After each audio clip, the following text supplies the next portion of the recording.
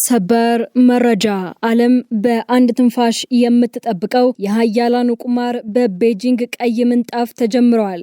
የአሜሪካው ፕሬዝዳንት ዶናልድ ትራምፕ የአፕል፣ የቴስላና የኢንቪዲያ ግዙፍ ባለሀብቶችን አስከትለው ቻይና ገብተዋል።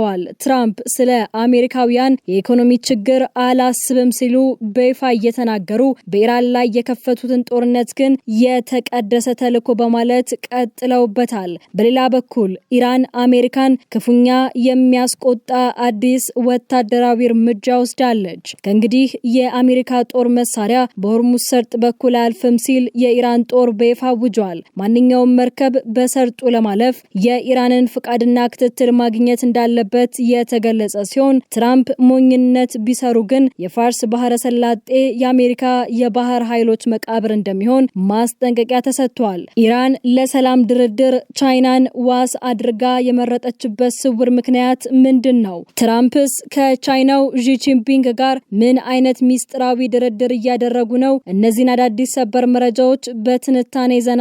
እስከ መጨረሻ አብራችሁን ቆዩ። ፕሬዝዳንት ዶናልድ ትራምፕ ቤጂንግ ሲገቡ የተደረገላቸው አቀባበል ከፕሬዝዳንታዊ ጉብኝት ባለፈ የሁለቱ ሀያላን ሀገራት የኃይል ሚዛን የታየበት ነበር። በትራምፕ አየር መንገድ መውረጃ ላይ የተዘረጋው ቀይ ምንጣፍ በ300 ወጣቶች የታጀበው ዝማሬና ወታደራዊ የክብር ዘብ ቻይና ለአሜሪካ መሪ ያላትን ትኩረት ያሳያል። ትራምፕ ከቪቪያሬድ ጋር ሲነጋገሩ እኛ ሁለቱ ሀያላን ሀገራትንን በወታደራዊ ረገድኛ አንደኛ ነን፣ ቻይና ደግሞ ሁለተኛ ናት በማለት የጉብኝቱን ክብደት ገልጸውታል። ሆኖም ከዚህ ድምቀት በስተጀርባ ትራምፕ በታሪክ ታይቶ የማይታወቅ የቤት ውስጥ ጫና አለባቸው። በአሜሪካና በእስራኤል የኢራን ጦርነት ምክንያት የተነሳው የዋጋ ግሽበትና የኑሮ ውድነት የትራምፕን ተቀባይነት ክፉኛ ነክቶታል። ይህ ጉብኝት ለትራምፕ ፖለቲካዊ የህልውና ትግል ነው። ለዚህም ነው ከቻይና ጋር የንግድ ስምምነቶችን በመፈራረም የአሜሪካን ምርቶች ማለትም ምግብና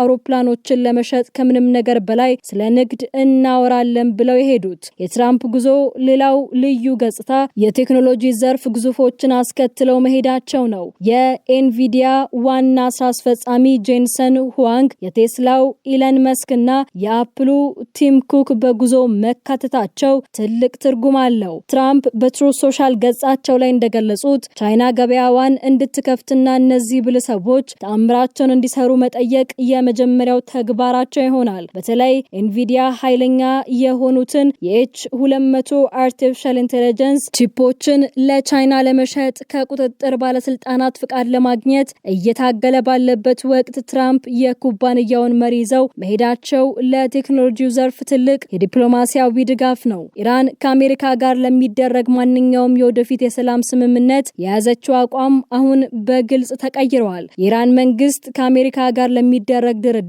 ቻይናና ሩሲያ እንደ ዋነኛ ዋስ እንዲቆሙ በይፋ መጠየቁን አስታውቋል። በቻይና የኢራን አምባሳደር አብዱልሬዛ እንደገለጹት ማንኛውም ሊደርስ የሚችል ስምምነት በተባበሩት መንግስታት ድርጅት የጸጥታው ምክር ቤት በኩል ማለፍ ያለበት ሲሆን በተለይም የቻይናን የዋስትና ሚና ማካተት ይኖርበታል። ኢራን ቻይናን እንደ ስልታዊ አጋርና የቅርብ ጓደኛ አድርጋ የምትመለከት ሲሆን ቤጂንግ ለማንኛውም ስምምነት አስተማማኝ ዋስትና ልትሆን እንደምትችል በጽኑ ታምናለች። ይህ የኢራን ውሳኔ መነጨው አሜሪካ ቀደም ሲል ከነበሩ ስምምነቶች በነጠላ የመውጣት ታሪክ ስላላትና ኢራን በዋሽንግተን ላይ ያላትን እምነት ሙሉ በሙሉ በማጣቷ ነው። ቻይናም በበኩሏ የአሜሪካን ማዕቀብ ህገወጥና የነጠላ ጫና በማለት በጽኑ ስትቃወም ቆይታለች። የቻይና የውጭ ጉዳይ ሚኒስቴር ዋንግ ዩ የኢራንን የኒኩሌር ኃይል ለሰላማዊ አገልግሎት የመጠቀም መብት በይፋ ደግፈዋል። ይህ በቤጂንግና በቴህራን መካከል ያለው ጠንካራ ቁርኝት ትራምፕ ከቻይና ጋር በሚያደርጉት ድርድር ላይ የራሱን ጥላ ማጥላቱ የማይቀር ነው። ቻይና በዝምታ የሰላም አደራዳሪነት ሚናን ለመጫወት ብትሞክርም ለዚህ እርዳታዋ ደግሞ ከአሜሪካ ከፍተኛ የንግድ ወይም የፖለቲካ ጥቅም እንደምትፈልግ ባለሙያዎች ይገምታሉ።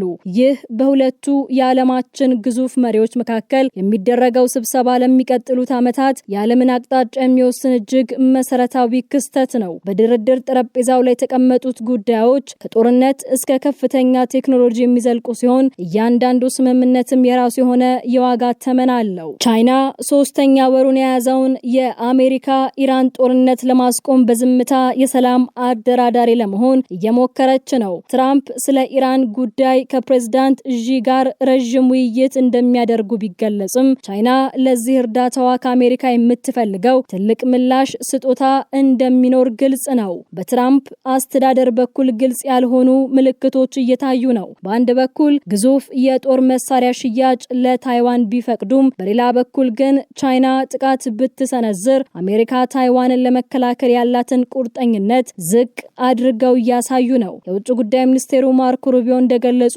ዋናው ግብ የታይዋን ጉዳይ አዲስ የውጥረት ምንጭ እንዳይሆን ማድረግ ነው።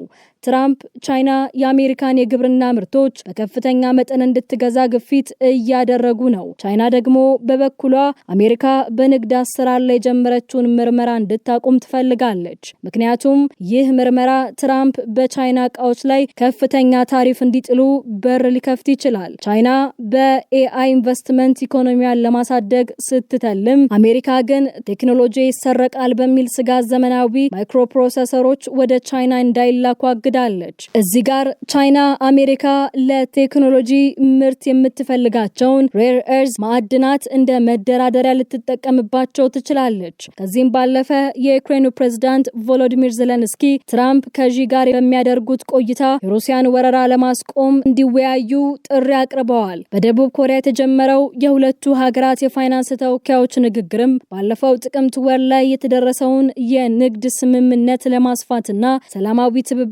መፍጠር ያለመ ነው። በቤጂንግ የዲፕሎማሲ ንግግሮች እየተካሄዱ ባለበት በዚህ ሰዓት የኢራን ጦር በሆርሙዝ ሰርጥ ላይ ያለውን ስትራቴጂካዊ ቁጥጥር ወደ አዲስ ምዕራፍ ማሸጋገሩን በይፋ አውጇል። የኢራን ጦር ቃል አቀባይ ብርጋዴር ጀነራል መሐመድ አክራሚኒያ እንደገለጹት ከእንግዲህ የአሜሪካ ጦር መሳሪያዎች በሆርሙዝ ሰርጥ በኩል አልፈው በቀጠናው ወደሚገኙ ወታደራዊ ካምፖች እንዳይገቡ ተከልክሏል። ጀነራሉ አክለውም ማንኛውም ሀገር በዚህ የውሃ መስመር ማለፍ የሚችለው በኢራን ጦር ክትትልና ያለምንም ጉዳት የማለፍ መመሪያን ሲያከብር ብቻ ነው ብለዋል። ይህ አዲስ ስልታዊ ቁጥጥር ሰርጡን በሁለት ወታደራዊ እዝ ከፍሎታል። አንደኛው በአብዮታዊ ዘበኛው የባህር ኃይል ቁጥጥር ስር ሆኗል። ሁለተኛው ደግሞ በኢራን መደበኛ ጦር የባህር ኃይል እዝ ስር እንዲሆን ተደርጓል። ኢራን ይህ የተቀናጀ ቁጥጥር ከነዳጅ ሽያጭ ከምታገኘው ገቢ እጥፍ የሚበልጥ ሀብት እንደሚያስገኝላት በኩራት ተናግራለች። ይሁን እንጂ ማስጠንቀቂያው እዚህ ላይ አያበቃም። የአይአርጂሲ የባህር ኃይል ምክትል ዳይሬክተር ሰኢድ ለፕሬዝዳንት ዶናልድ ትራምፕ ቀጥተኛ ማስጠንቀቂያን ሰጥተዋል። ትራምፕ ማንኛውንም አይነት ሞኝነት ለመስራት ቢሞክሩ የፋርስ ባህረ ሰላጤን ለአሜሪካ የባህር ኃይሎች ትልቁ ሰማያዊ መቃብር እናደርገዋለን ብለዋል። ኢራን በአሁኑ ወቅት ሰርጡን የእስልምና ክብር ሰርጥ በማለት የሰየመችው ሲሆን አሜሪካ በኢራን ወደቦች ላይ የጣለችውን ህገወጥ የባህር ከበባ ካላነሳች ለረዥም ጊዜ ጦርነት ዝግጁ መሆኗን ገልጻለች።